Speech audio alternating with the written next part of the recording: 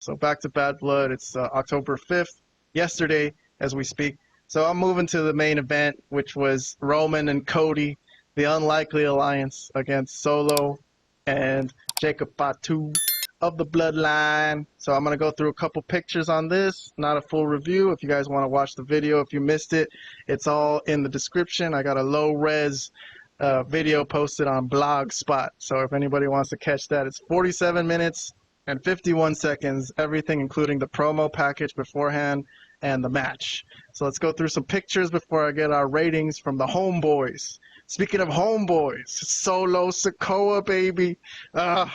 Anyways, I'm still depressed about that steel cage match loss to Cody, but here we are again. Let's see if he could make up for it. This band that came out and played Cody Rhodes' music, I'm sorry, for like 2 minutes, I didn't know what the hell they were trying to play.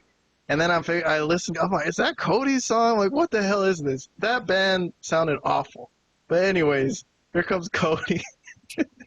Nothing against them. I'm sure they work hard and everything, but Roman also had a big to-do. I mean, what about the Bloodline? Why didn't they get a freaking band to play them in? I don't know. That was, to me, this Cody and Roman thing, very full of themselves. They need these big-ass entrances, but here we go. Jacob Fatu and Solo, they had Cody. I skipped a big chunk of the match, but Cody was trying to get that hot tag to Roman for a long time. So the Bloodline were in control of this match. And at the end, I think Jacob Fatu and Cody had a moment where Cody went through Jacob Fatu off the top rope onto the announce table, right? After Jacob Fatu went through the guardrail, and then this is him going through the announce table. And it's the same move Jacob Fatu did to Cody. So Cody got him back. Solo was talking about Roman lied to him, is what he said. My monitor is gone. I can't see. And now Solo screaming at Reigns. Screaming at Reigns. You hear me? You said I was the next in line. But you lied to me. You understand me? This is my fault. Oh, and that's where he sees out of the corner of his eye a hooded figure, right? And it turned out to be Jimmy Uso, which, I mean, there was no one else it could have been. But he's telling Tama Tonga and Tonga Loa, hey, so who is that? Someone's over there. And when he does his move, he does a super kick. And obviously it's Jimmy Uso at that point. So Jimmy Uso coming to the aid of Roman Reigns after all they've been through. But that led to Roman pinning Solo Sikoa. I skipped a bunch of stuff, but yes. So Jimmy is there, and he has an emotional moment with Roman, and they hug it out, and there you go. Jimmy and Roman Reigns are back together. And what happened after the match? There was an afterbirth a little bit, right? When they acknowledged Cody, they we did a good job, we won, and then Jimmy and Roman are gonna leave, and then the Bloodline attack Cody again. Man, this Bloodline, unfortunately, they've been taking loss after loss after loss, and then doing these like post-match afterbirth beatdowns that just make them look weak, I think, unfortunately. I was a fan of Solo's Bloodline, but lately they've been buried. But here's Jimmy Uso telling Roman, we got to go in there and help Cody. And Roman's like, nope, that was one time. This was supposed to be one time, right?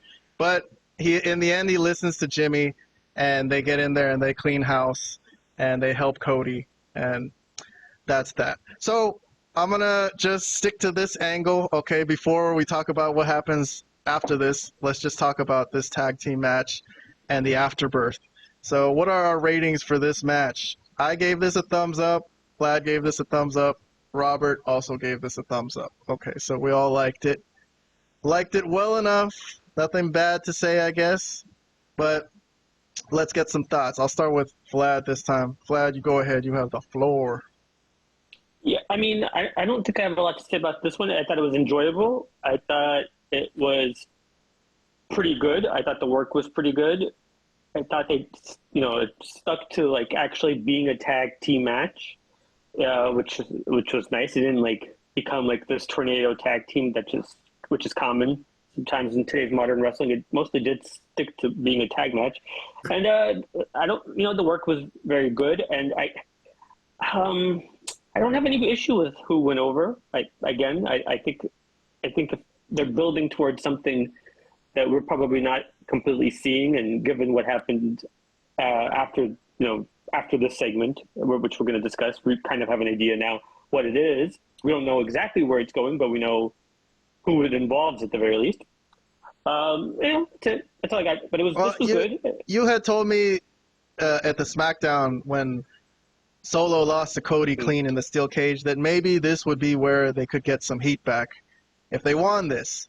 You know, because I was like, at that point, I was like, yeah, Solo's Bloodline have no heat now. They're losers. Why should anyone care about them? So they lost again. How about that? Does that hurt them or what? Well, to me, it doesn't help them. But look, the bottom line is this: these Cody and Roman are the two flagships of the whole company. You can see based on the fact that they're coming in with the type of music they're coming into with the bands. Oh my God! The focus is on these two guys because they are the two biggest stars in the company, and I think that's all right now Triple H really is focusing on. I think the side pieces or the side stories is the Bloodline, but really the focus is these two guys and their history and probably their eventual feud again.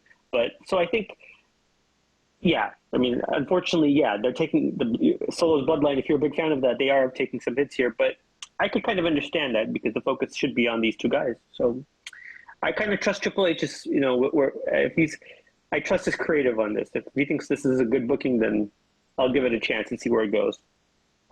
All right, Robert, also thumbs up from you. You want to give any thoughts about this match? Yeah, it was cool. So I liked it enough to give it a thumbs up. The couple issues. So the live instrumented music at the beginning kind of threw me off because they usually only do that for like WrestleManias I didn't get that either. The big PLEs. I don't know why you do that for Bad Blood. Plus, it didn't sound good, especially for Cody Rhodes. It did not sound good at all. Robert with the agreement with me there. It did not sound good. Roman's was not bad, but Cody's, oh man.